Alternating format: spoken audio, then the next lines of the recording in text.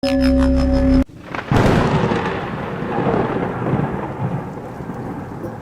el hermano Marcelo Carday y esto es Corriendo el Velo, un canal escatológico, interpretando las escrituras con las escrituras.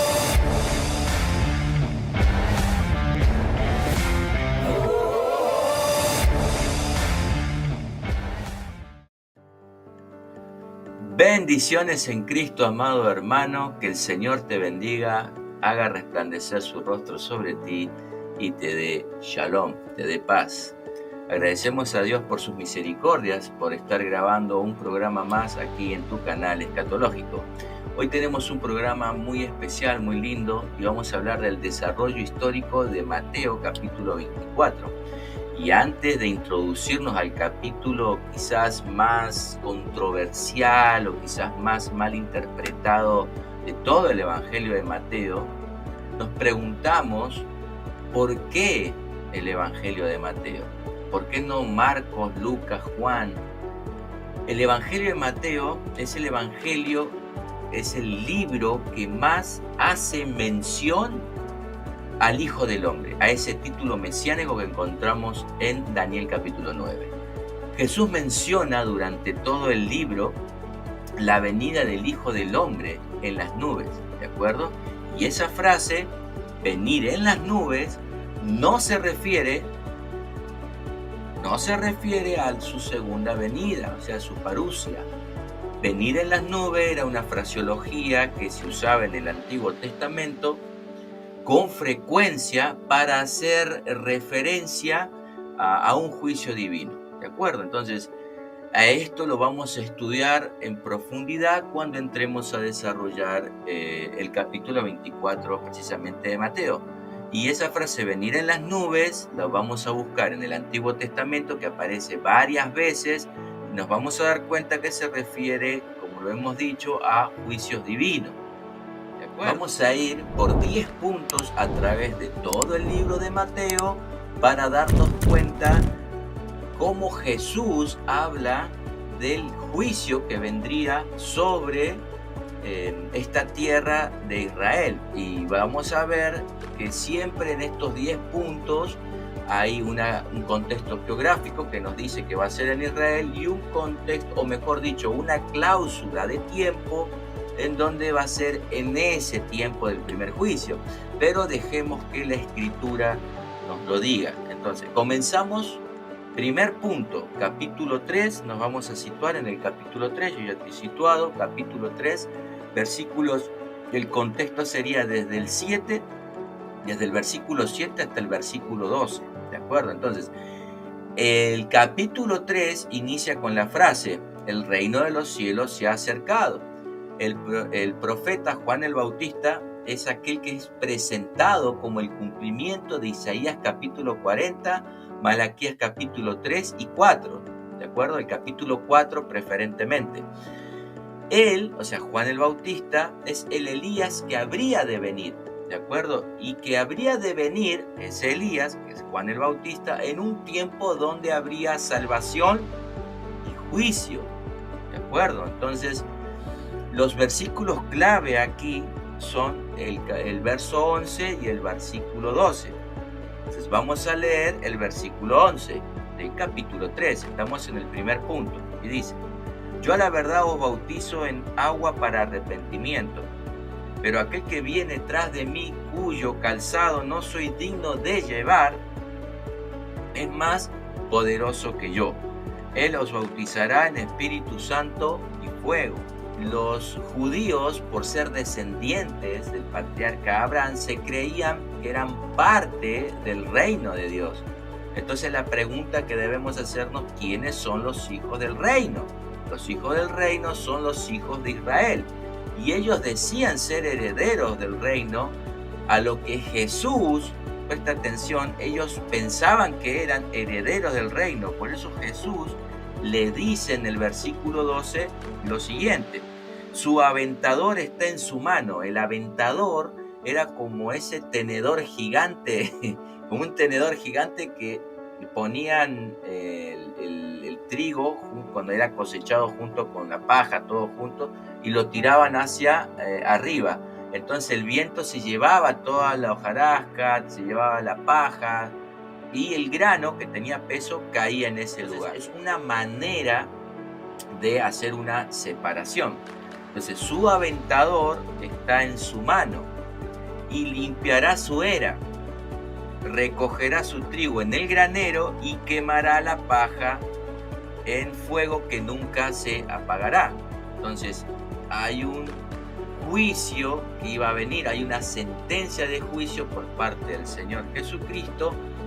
No un juicio universal, no a todas las naciones, no es el fin del cosmos, no es el fin del mundo, es el fin. Lo que estamos viendo aquí es un juicio local, es un juicio para la época del Señor Jesucristo. Continuamos con el segundo punto. El segundo punto nos va a llevar al capítulo 10, o sea que del capítulo 3 nos vamos a ir al capítulo 10. Ya estoy situado en el capítulo 10.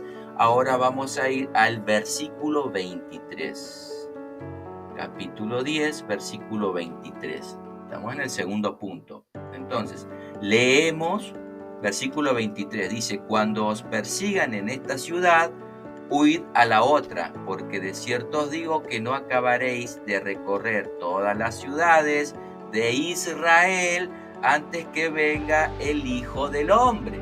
Jesús está afirmando que los discípulos no terminarían de predicar el mensaje a todo el territorio, a toda esa expansión que comprendería la Judea del primer siglo, y que ellos verían al Hijo del Hombre venir en las nubes, o sea, su manifestación. Y ya hemos mencionado que esta frase no se refiere a la parusia, sino se refiere a juicio, y lo vamos a estudiar cuando lleguemos a profundidad en el próximo programa, que es Mateo 24. Lo importante de este versículo 23 es destacar dos puntos fundamentales, importantísimos. El primero es el contexto geográfico, que nos va a decir que este evento que va a suceder es en Israel. Es en Israel. Dice: porque de cierto os digo que no acabaréis de recorrer todas las ciudades de Israel. Nos está ubicando dónde pasarían estos eventos y estos sucesos. El segundo punto es una cláusula de tiempo que nos indica qué sucederá en el tiempo del primer siglo, cuando los apóstoles estén predicando el evangelio. Volvemos a leer el versículo 23. Cuando os persigan en esta ciudad, huid a otra, porque de cierto os digo que no acabaréis de recorrer todas las ciudades de Israel antes que venga el Hijo del Hombre. ¿De acuerdo? Entonces, nosotros vemos acá y observamos que el mismo versículo 23 nos está indicando dónde va a suceder y cuándo va a suceder. Ahora, voy a hacer un paréntesis. Cuando Jesús dice: cuando os persigan en esta ciudad, huid a la otra. Y vamos a ver en el desarrollo de los siguientes puntos de que la Biblia evidencia de que la persecución a la iglesia no comenzó de parte de los romanos, o sea, del Imperio Romano. Comenzó de parte del liderato judío. Ustedes recordarán que cuando Jesús resucitó a Lázaro, en ese momento planearon matarle. La persecución a los cristianos no nació en el Imperio Romano o con el Imperio Romano. Nació desde el liderato judío. Punto número 3. Capítulo 11. Estábamos en el capítulo 10, vamos a ir un capítulo más, capítulo 11, y nos vamos a situar en el versículo 20. Versículo 20. ¿De acuerdo? Bien, dice el versículo 20 del capítulo 11. Estamos en el tercer punto. Entonces comenzó a reconvenir a las ciudades de las cuales había hecho muchos de sus milagros, porque no se habían arrepentido. No solo Jesucristo encomienda a sus discípulos a salir a predicar, sino que Él mismo también lo hace. ¿Quién había hecho muchos milagros? el Señor Jesucristo. Y por esta falta de arrepentimiento, porque termina el versículo 20 diciendo, porque no se habían arrepentido, el Señor Jesucristo, por no haberse arrepentido, dice el versículo 21, capítulo 11. ¡Ay de ti, Corazín! ¡Ay de ti, Betsaida! Y ese ay significa juicio. Jesús lleva el mensaje, muestra su poder, da testimonio que Él es el Mesías, pero no se arrepienten. Entonces Jesús, a partir de aquí, del capítulo 21, comienza ya a hablar del juicio que vendría a todos los pueblos que conformarían toda la extensión de Judea, y el motivo era por no haberse arrepentido. Entonces, el versículo 24 dice, por tanto os digo que en el día de ¿qué? Del juicio será más tolerable el castigo para la tierra de Sodoma que para ti. Nuevamente, hermanos, siguiendo el contexto geográfico, no está hablando de un juicio universal, un juicio a todo el planeta Tierra, sino que está hablando de un juicio a la tierra de Israel. Punto número 4, y nos vamos a ir al capítulo 12. Avanzamos un capítulo más. Nos vamos a situar en el versículo 43, del capítulo 12. Y dice así la palabra de Dios: cuando el espíritu inmundo sale del hombre, anda por lugares secos buscando reposo y no lo halla. Entonces dice, volveré a mi casa de donde salí, y cuando llega la halla desocupada, barrida y adornada. Entonces va y toma consigo otros 7 espíritus peores que él, y entrando moran allí. El postrer estado de aquel hombre viene a ser peor que el primero. Si un hombre era sanado, liberado, y en esa libertad el Señor Jesucristo no era el centro de su vida, volvería a un estado peor del que estaba antes. Y esta ilustración, esta parábola que le cuenta Jesús al liderato judío, era una expresión del deterioro del estado que tenía en un inicio, que es Israel.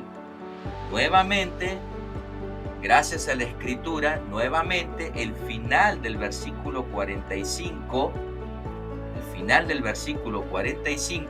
aparece nuestra cláusula de tiempo que nos indica en qué tiempo sucedería estos eventos, y eventos que tendrían su cumplimiento en esa mala generación. Dice el versículo 45, así también acontecerá a esta mala generación.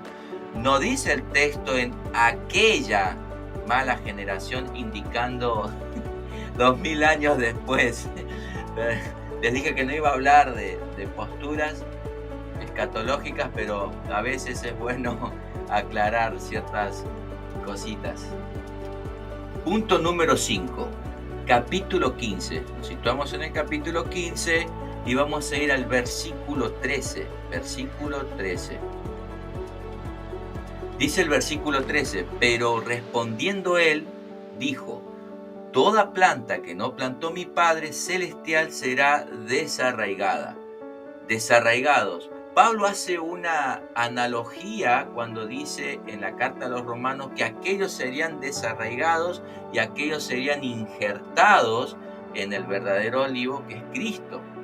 ¿De acuerdo? Entonces dice, toda planta que no plantó mi Padre Celestial será desarraigada. Pregunta, ¿quiénes serían desarraigados?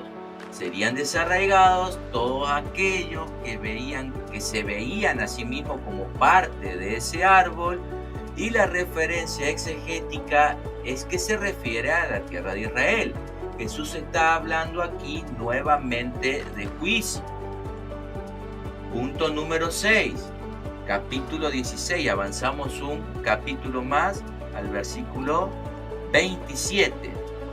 Capítulo 16, versículo 27, ya estoy situado. Son los dos últimos versículos de este capítulo 27 y 28 que vamos a leer. Leemos el versículo 27. Porque el Hijo del Hombre vendrá en la gloria de su Padre con sus ángeles, y entonces pagará a cada uno conforme a sus obras. Después de leer este versículo 27, podemos llegar a pensar que esto se refiere a un evento que sucedería en su segunda venida, en su parusia. Pero el versículo 28, lo vamos a leer, dice lo siguiente: de cierto os digo que hay algunos de los que están aquí que no gustarán la muerte hasta que hayan visto al Hijo del Hombre viniendo en su reino. Es que están aquí, dice el versículo 28. De cierto os digo que hay algunos que están aquí. Nuevamente, nuestra queridísima amiga Cláusula de Tiempo, una clara afirmación que este evento sería o daría su cumplimiento en su generación, en los contemporáneos del Señor Jesucristo. Y repito, vamos a ver esta palabra generación a fondo y en su original para que nosotros entendamos la definición y cómo aplica el texto. Y nos daremos cuenta que su generación son sus contemporáneos. El juicio que Jesús está hablando aquí sucedería en su generación de Jesús, o sea, en el tiempo del primer siglo.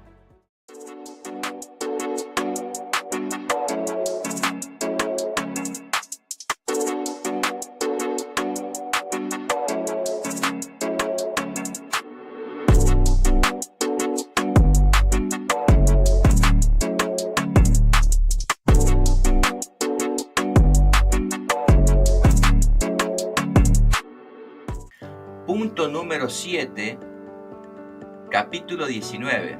Capítulo 16, avanzamos al capítulo 19. Vamos a situarnos en el versículo 28. Versículo 28. Ok. Estamos en el versículo 28 del capítulo 19. El 28 dice: y Jesús les dijo: de cierto os digo que en la regeneración, cuando el Hijo del Hombre se siente en el trono de su gloria, vosotros que me habéis seguido también os sentaréis en 12 tronos para juzgar a las 12 tribus de Israel. Cuando el Hijo del Hombre se siente en el trono de su gloria, hermanos, Jesucristo está reinando ya, hoy, en el presente y para siempre. Jesús en su ascensión, Jesús al ascender, se entronizó, fue entronizado. Jesús al ascender al cielo se sentó a la diestra de Dios Padre. Ahora preguntamos, seguramente se le vendrá a la cabeza: y hermano Marcelo, ¿habrá algún sustento que sea claro en el Nuevo Testamento? Por supuesto. Vaya conmigo al libro de los Hechos, Hechos de los Apóstoles, libro de los Hechos, capítulo 7. Capítulo 7, y vamos a leer desde el versículo 51 para que nosotros podamos entender el contexto. Estoy haciendo un paréntesis para contestar esta pregunta: si hay evidencias de que Jesús está reinando ahorita en los cielos. Dice el versículo 51 del capítulo 7, estamos ahora en el libro de los Hechos. Dice: duros de cerviz e incircuncisos de corazón y de oídos, vosotros resistís siempre al Espíritu Santo como vuestros padres, así también vosotros. ¿Quién está hablando? Está hablando Esteban.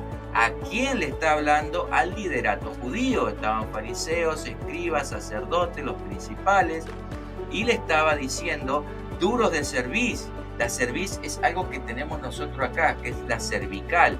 Y cuando nosotros tenemos duro esto, estamos mirando hacia abajo y caminamos, ve a ver, así. Caminamos así. Entonces no tenemos esa capacidad en la cerviz de ver hacia arriba y agradecer al Señor. Entonces, duro de servir quiere decir, o está dando a entender que son orgullosos en mirando a sí mismos, mirando a ellos mismos hacia abajo, no al Señor. E incircuncisos de corazón y de oído. Vosotros resistid siempre al Espíritu Santo como vuestros padres, así también ustedes. ¿A cuál de los profetas no persiguieron vuestros padres? Hermanos, nuevamente Esteban, así como en el libro de Mateo, en el Evangelio de Mateo, acá en Hechos, de la mano de Esteban, vemos la pregunta que dice: la pregunta dice, ¿a cuál de los profetas no persiguieron vuestros padres? Y nos damos cuenta que la persecución no comenzó con el Imperio Romano, sino que comenzó con el liderato judío, siguiendo el contexto del versículo 51. Entonces dice, y mataron a los que anunciaron de antemano la venida del justo, de quien vosotros ahora habéis sido entregadores y matadores.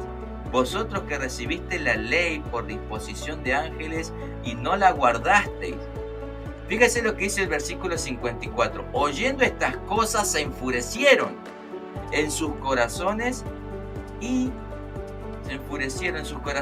crujían sus dientes. Yo me imagino cuando Esteban le estaba hablando al liderato, yo estaba una cosa así, porque era verdad. Y hermanos, si nosotros cuando predicamos el evangelio no causamos incomodidad, hermano, el evangelio o te lleva a los pies de Cristo o te confronta. El evangelio tiene que confrontar tu vida inmoral, porque estás viviendo apartado de Dios.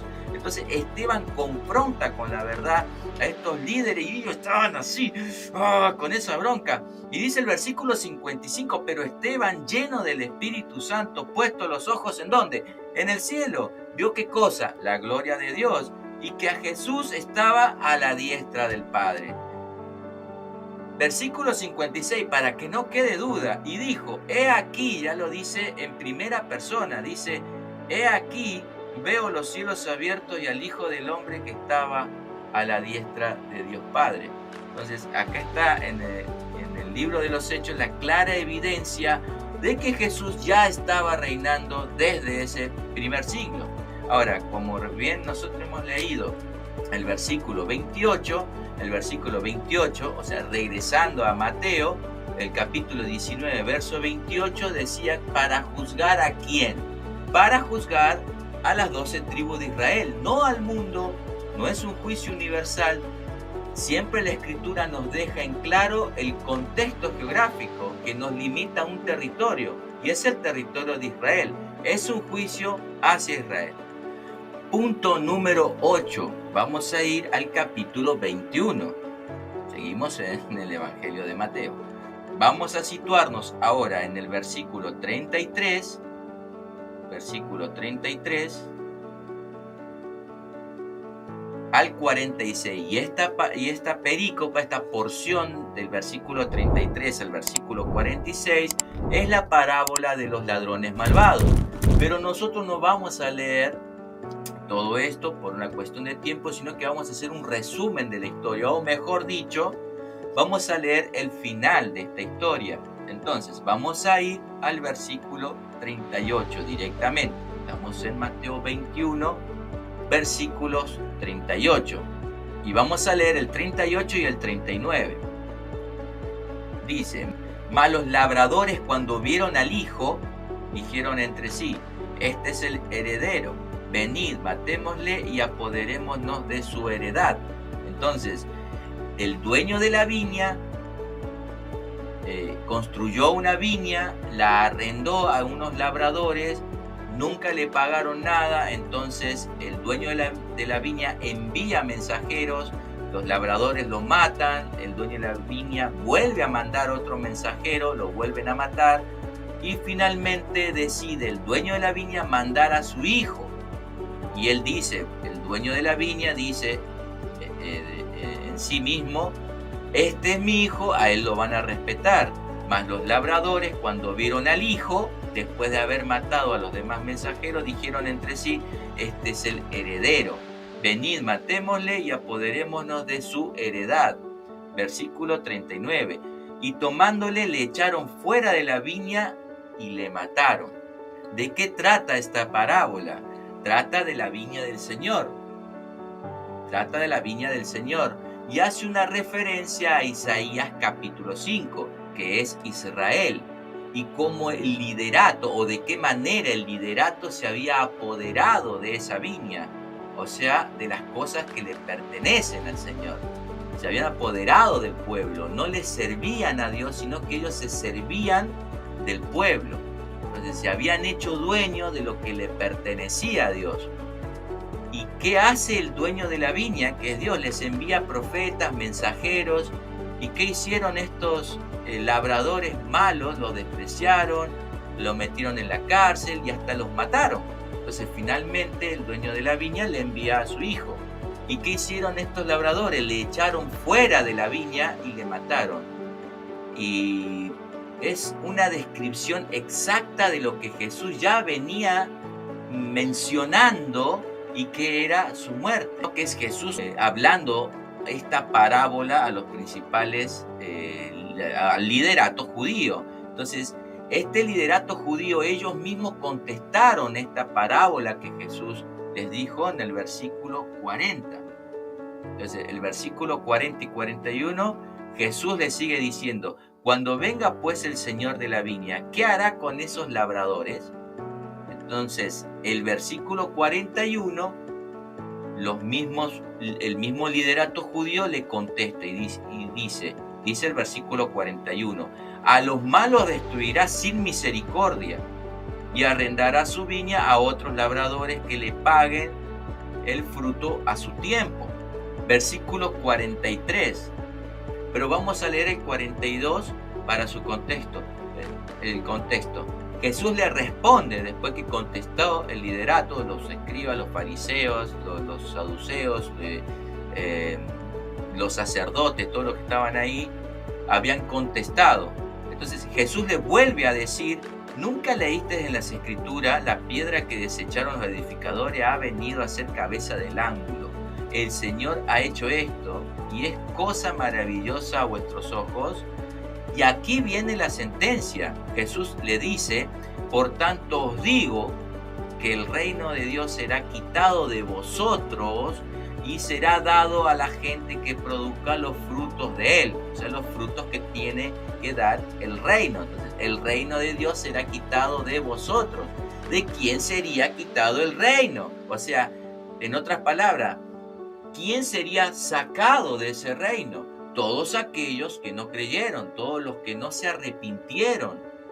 Y el verso 45 dice que los principales fariseos y sacerdotes entendieron que hablaran de ellos. Dice el versículo 45, oyendo sus parábolas, los principales sacerdotes y los fariseos entendieron que hablaba de ellos. ¿Por qué ellos entendieron que hablaba de ellos? Porque ellos conocían la Torá, conocían el Nevi'im y los Ketuvim, o sea, los escritos, los profetas menores y mayores, conocían la Tanakh, que es el Antiguo Testamento para nosotros hoy, era la escritura que ellos tenían en ese tiempo.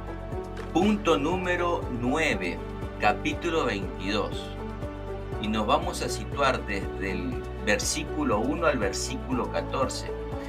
Y en esta porción se narra una parábola que es muy importante con respecto al juicio que Dios está declarando que iba a venir. Esta parábola se llama la fiesta de bodas. Y vamos a leer primero del versículo 1 al versículo 4. Dice así, estamos en el capítulo 22, versículos 1 al 4. Respondiendo Jesús, les volvió a hablar en parábolas diciendo: el reino de los cielos es semejante a un rey que hizo fiesta de bodas a su hijo y envió a sus siervos a llamar a los convidados, o sea, a los invitados, a las bodas. Mas estos no quisieron venir. Volvió a enviar siervos diciendo: decid a los convidados, o sea, a los invitados: he aquí he preparado mi comida. Mis toros y animales engordados han sido muertos y todo está dispuesto. Venid a las bodas. Si bien recuerdan, hemos leído la parábola de los labradores malvados recién, o sea, un resumen, y el punto dramático de la parábola de los labradores malvados es que el juicio que vendría sobre aquellos que habían matado al hijo del dueño de la viña, o sea, los que dieron muerte al hijo del hombre. El punto dramático en esta parábola de las bodas es que el juicio que vendría sobre aquellos que se les anunció que las bodas estaban todo listo y que solo deberían ir, estaban invitados a algo que ya estaba todo ordenado y dispuesto, lo único que tú tenías que hacer es ir, debían acudir a la boda. Pero ¿qué pasó? ¿Qué hicieron? Leamos versículo 5 y versículo 6.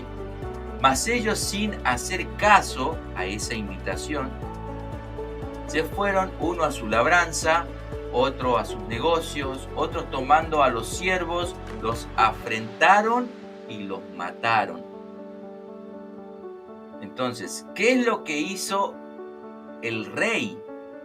Que hizo fiesta de boda a su hijo y que convidó al pueblo, y que ese pueblo no quiso acudir. ¿Qué hizo con esa ciudad? Dice, y al oír el rey se enojó, versículo 7 del capítulo 22, y enviando sus ejércitos, destruyó a aquellos homicidas y quemó su ciudad. Y quemó su ciudad, es singular. Observe que no dice sus ciudades.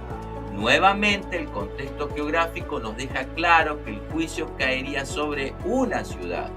La misma escritura nos deja saber que esa ciudad es la ciudad de Jerusalén. Punto número 10, y acá llegamos al final, y vamos a ir al capítulo 23. Capítulo 23. La porción que vamos a estudiar es del versículo 13 al versículo 36. Esa es toda la porción que deberíamos leer, lo podemos hacer en casa, pero nosotros vamos a hacer un resumen por cuestión de tiempo. Estos versos hablan de los juicios y maldiciones que vendría al liderato judío, o sea, sobre los fariseos, escribas, principales sacerdotes, lo cual Jesús se refiere a ellos como sepulcros blanqueados, hipócritas, falsos maestros, etc. Entonces, vamos a leer desde el verso 34. Nos vamos a situar en el versículo 34 del capítulo 23. Dice de la siguiente manera: por tanto, he aquí yo os envío profetas y sabios y escribas, y de ellos a unos mataréis, crucificaréis, a otros azotaréis en vuestras sinagogas y perseguiréis de ciudad en ciudad. En este verso 34 nos damos cuenta que la persecución de la iglesia, o sea, ya venimos hablando de la evidencia que da la Escritura, que la persecución a los cristianos no la comenzó los romanos, el Imperio Romano. Todo el libro de los Hechos de los Apóstoles narra, hace una extensión de este drama de la persecución por parte de los líderes judíos, del liderato judío. La persecución que inició por parte del emperador Nerón no fue hasta el año 64, en donde él mismo incendia Roma para edificarla a su imagen y semejanza, por así decirlo, a su antojo, y echó la culpa a los cristianos. El Senado se da cuenta, en fin, pero ya se había desatado la persecución en el mismo Roma. Y es este liderato judío que Jesús le está adelantando lo que sucedería en un futuro cercano. Vamos a leer el verso 35. Para que venga sobre vosotros toda la sangre justa que se ha derramado sobre la tierra, desde la sangre de Abel el justo hasta la sangre de Zacarías, hijo de Berequías, a quien matasteis entre el templo y el altar. Y acá tenemos una cláusula de tiempo, nuestra queridísima hermana cláusula de tiempo, y dice, para que venga sobre vosotros. Esa generación, no dice para que venga sobre otros, no sobre una generación 2000 años después, lo vuelvo a repetir. No, era sobre esa generación, sobre ese liderato judío, sobre ese contemporáneo de Jesús. Y dice el versículo 36, dice, de cierto os digo que todo esto vendrá sobre esta generación. Esta generación, o mejor dicho, de cierto os digo que todo, ese todo no son algunas cosas, no es un poco de cosas, es todo. Este todo son los eventos del juicio que Jesús viene hablando desde que comenzamos en el capítulo 3, donde hemos comenzado. De cierto os digo que todo vendrá sobre aquella generación. Sobre esta generación. Amados hermanos, nuevamente la Escritura es clara, trayéndonos una cláusula de tiempo importantísimo y estuvo presente desde el capítulo 3, desde que empezamos una cronología hasta el capítulo 23, porque vamos a entrar al capítulo 24 a fondo, mucho más a fondo. No es un futuro de lo que se está hablando aquí, es un presente. La cláusula de tiempo dice sobre esta generación. Y vamos a ver, nuevamente les repito, vamos a ver con detalle esta palabra generación en su original cuando lleguemos al capítulo 24. No se pierdan el próximo programa, si Dios así lo quiere que lo podamos hacer. Versículo 37. Versículo 37. Jerusalén, Jerusalén, que matas a los profetas, que apedreas a los que te son enviados. ¿Cuántas veces quise juntar a tus hijos como la gallina junta a sus polluelos debajo de sus alas y no quisisteis? Pregunta, ¿cuál es la ciudad que en la parábola de las fiestas de boda no se describe y que sería destruida? Versículo 38. En el versículo 38 dice, he aquí vuestra casa os es dejada desierta. He aquí que vuestra casa os es dejada desierta. Esta es la misma casa a la cual Jesús hace referencia, que sería cueva o cuna de demonios. La ciudad que sería destruida en esas fiestas de boda, la cual no se describe en ese momento, la describe estos versos y es Jerusalén. Y termina con el versículo 39, porque os digo que desde ahora no me veréis hasta que digan Baruch Hashem Adonai Eloheinu, bendito el que viene en el nombre del Señor Jesucristo. Amados hermanos, hasta aquí un resumen muy breve, y sin embargo se nos pasó la hora, sobre el libro de Mateo, sobre el Evangelio de Mateo. Hemos ido por 10 puntos, pasando por casi toda la escritura de este hermoso Evangelio, y de seguro quizás usted encontrará más referencias con respecto al juicio que vendrá sobre esta ciudad de Jerusalén y el templo. Y yo sé hermanos, que yo tengo que demostrar con las escrituras y una buena hermenéutica que el juicio del que está hablando el Señor Jesucristo hasta aquí pasó en el año 70 con la destrucción de Jerusalén y el templo, y eso lo haremos en el próximo programa, donde entraremos a detalle en el capítulo 24. Así que acompáñeme en este fascinante viaje a través de las escrituras en el mundo de la escatología bíblica. Dios te bendiga y te guarde.